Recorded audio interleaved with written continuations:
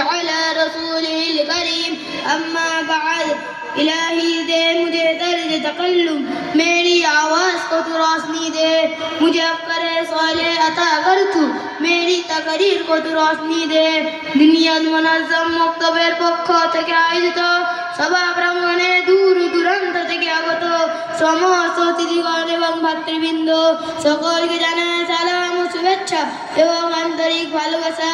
প্রিয় শ্রোতামণ্ডলী, আজকে আমার বক্তৃতার বিষয় হলো সৎ চরিত্র উত্তম আখলাক। আমি আপনাদের সম্মুখে উক্ত বিষয়ের সামান্য কিছু অংশ কোরআন হাদিসের আলোকে পেশ করার পরিপূর্ণ চেষ্টা করব ইনশাআল্লাহ।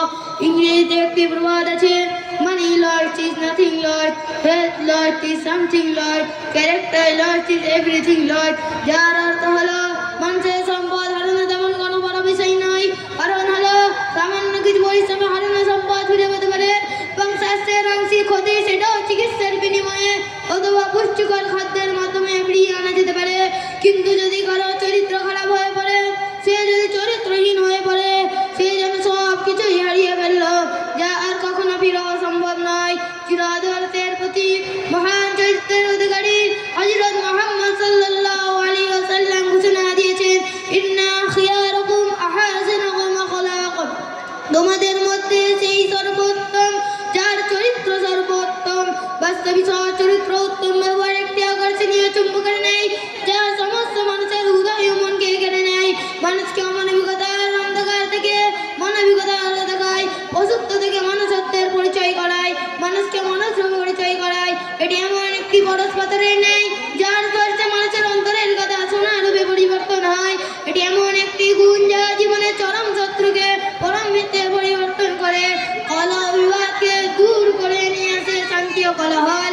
সৎ চরিত্রই মানুষকে শেখায় সততা, সৎ চরিত্রই মানুষকে শেখায় ন্যায়পরায়ণতা, সৎ চরিত্রই মানুষকে শেখায় প্রেম, প্রীতি, স্নেহ, ভালোবাসা।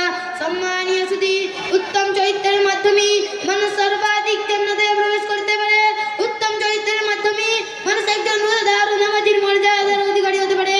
এই জন্য রাসূল সাল্লাল্লাহু আলাইহি ওয়াসাল্লাম সুন্নাহর জবানে ইরশাদ করেন, মা মিন শাইইন আসকালু ফিল মিজানি মিন উলুইন হাসান, কিয়ামতের দিন মিজানের পাল্লায় সবচেয়ে বেশি ভারী হবে উত্তম চরিত্র। প্রিয় শ্রোতামণ্ডলী, প্রকৃত আদর্শ মানের জিহ্বা থেকে কষ্টদায়কতা ও হাত অত্যাচার থেকে সংরক্ষিত রাখা আবশ্যক। রাসূল সাল্লাল্লাহু আলাইহি ওয়াসাল্লাম বলেন, আল মুসলিমু আকুল মুসলিম, প্রকৃত মুসলমান সেই যার জিহ্বা হাত দ্বারা অন্য মুসলমান নিরাপদ থাকে। কথায় কথায় মানুষকে গালি দেওয়া, গীবত করা, কারো প্রতি অত্যাচার করা, মানুষকে লানত করা প্রবণতা অনেক বেড়েছে। কাউকে তেমন দেখা যায় যে কথা বলার আগেও গালি দেয়, কথা বলার শেষেও গালি দেয়। যে ব্যক্তি এমন আচরণ করে সে কোনোদিন উত্তম চরিত্রের অধিকারী হতে পারে না।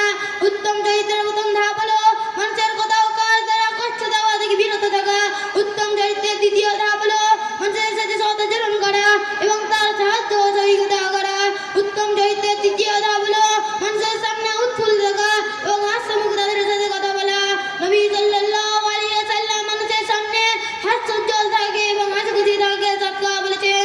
সম্মানীয় সুধী, সৎ চরিত্রের মধ্যে সবচেয়ে বেশি ভূমিকা পালন করে জিহ্বা।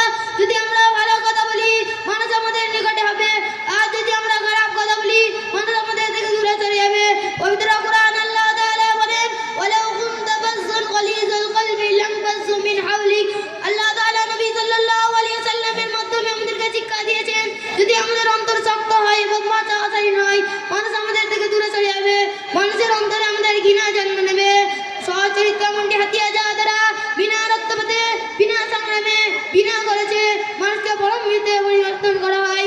আল্লাহ তাআলা প্রকাশ্যে নবী সাল্লাল্লাহু আলাইহি ওয়াসাল্লামের উম্মতদেরকে ঘোষণা করেছেন, ওয়া ইন্নাকা লাআলা খুলুকিন আযীম, নবীর জীবন দর্শে মাঝে আছে তোমাদের জন্য উত্তম আদর্শ।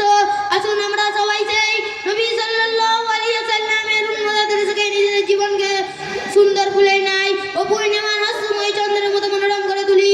সুতরাং একজন কবি বলেছেন, মিঠি জবান वाले की मिर्ची बिक जाती है, मीठी जबान वाले की मिर्ची बिक जाती है, लेकिन कड़वी जबान वाले का शायद नहीं बिकता। এখানে আমি আমার বক্তৃতা করেছি, ওমা আলাইনা ইল্লা